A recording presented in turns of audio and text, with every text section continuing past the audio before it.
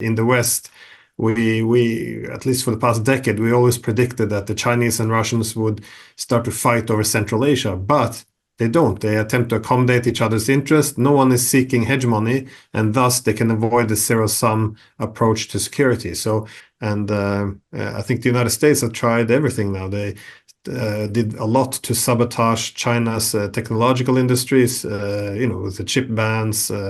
They're encouraging other countries to decouple from China.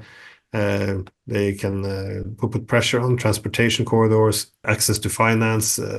Again, there's a lot that the United States has done, but none of this is working. They could have done this maybe 10 or 20 years ago, but now China's too big. It's too late.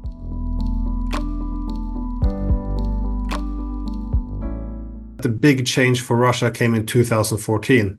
And there was two things that happened. One, the Greater Europe initiative they had died, and also an alternative Eurasian format emerged. So it's important to realize that for the past 300 years, since Peter the Great, Russia always looked towards the West for modernization, also since the early 18th century. In the West is where the main technologies were. The West also dominated the seas, as where the main transportation corridors are, which can physically connect the world. Also, this was the area of financial connectivity of the world, so they had everything. This is why Russia's integration into an international economic system, pursuing prosperity and modernity, always meant to Europeanize Russia, to make it more European. Now, there's always been some concerns about this, especially those who read Dostoevsky, all these 19th century scholars arguing that perhaps Russia should look more towards the East. Anyways, after the Cold War, Russia continued this tradition of looking to the West. They wanted to make peace with the West. They wanted to modernize their economies. So they began to then pursue these very pro-Western policies. However, what they found out was that this Greater Europe was denied. That's what NATO expansion represented, that we were going to create a Europe without Russia. And a Europe without Russia quickly became a Europe against Russia, simply because we then had to compete over where the new dividing lines would be instead of removing them. So the problems always built up. And in 2014, this is when everything broke, because until then, many people in Russia thought, well, perhaps we can have an incremental integration with the West. But when the West toppled the government in Ukraine, this was the clear signal that Ukraine would not be a bridge, but it would be a front line. And when Russia took Crimea in order to safeguard its Black Sea fleet, then and all the sanctions came, even the few Russians who still wanted to pursue Greater Europe had to recognize this was utopia. It was never going to happen. And what happened at the same time, exactly the same time in 2013-14? Well, this is when China really began to lay the foundations for an alternative international economic system. That is, the Chinese began to push this Belt and Road Initiative. They started to more openly assert ambition to take technological leadership in the world. China began to advance these new financial institutions, be it the Asian Infrastructure Investment Bank, looking to internationalize its currency. We see that the SCO, or BRICS, it represents a world order based on multipolarity, in which the great powers, they seek to harmonize interest with each other rather than pursue the dominance and global hegemony.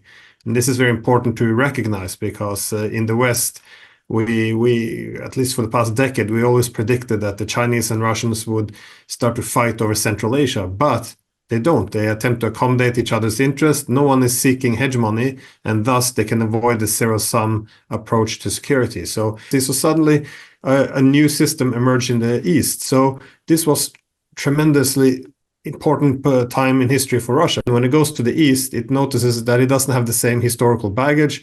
It doesn't meet the same hostility. And even the fact that China is the biggest country there and not Russia, it actually works often to Russia's advantage. So I think 2014 was really the main era, because this is when Europe really slammed the door in the face of Russia, and a new door opened in the East, which was China. And that's when this greater Eurasia ambition really began to move forward. The main problem for Russia has always been it had unfavorable asymmetrical interdependence with the West. So we often say that interdependence between nations is good, it creates peace. Well, yes, to some extent, because in all interdependent relationships, one will always be more dependent on the other. So this goes with people as well as states. Now, when you have huge asymmetries, then one side can use that to extract political power from the rest. So let's say, for example, relationship between the collective West and Russia.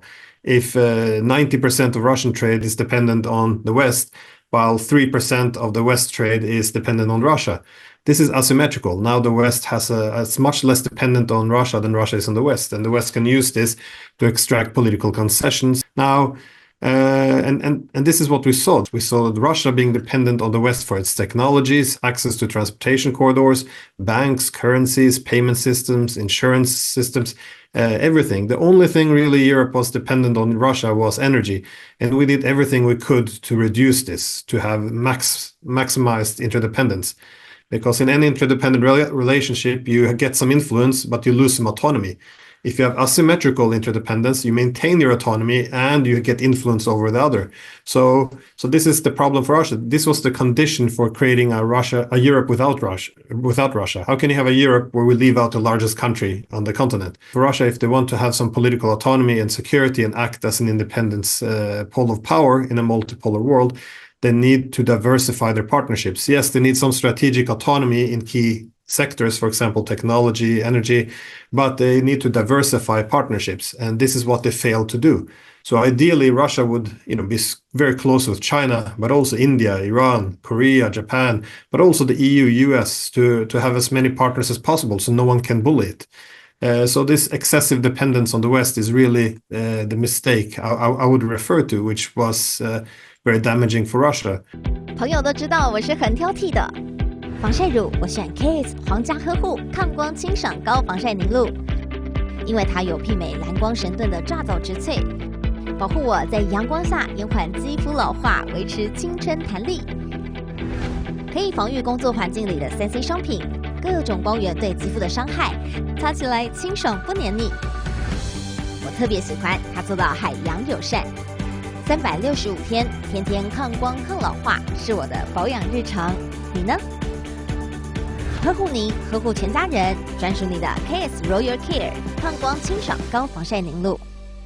朋友都知道我是很挑剔的，防晒乳我选 KS 皇家呵护抗光清爽高防晒凝露，因为它有媲美蓝光神盾的抓藻植萃，保护我在阳光下延缓肌肤老化，维持青春弹力。可以防御工作环境里的3C 商品，各种光源对肌肤的伤害，擦起来清爽不黏腻。我特别喜欢它做到海洋友善，365天，天天抗光抗老化，是我的保养日常。你呢？呵护您，呵护全家人，专属你的 KS Royal Care 抗光清爽高防晒凝露。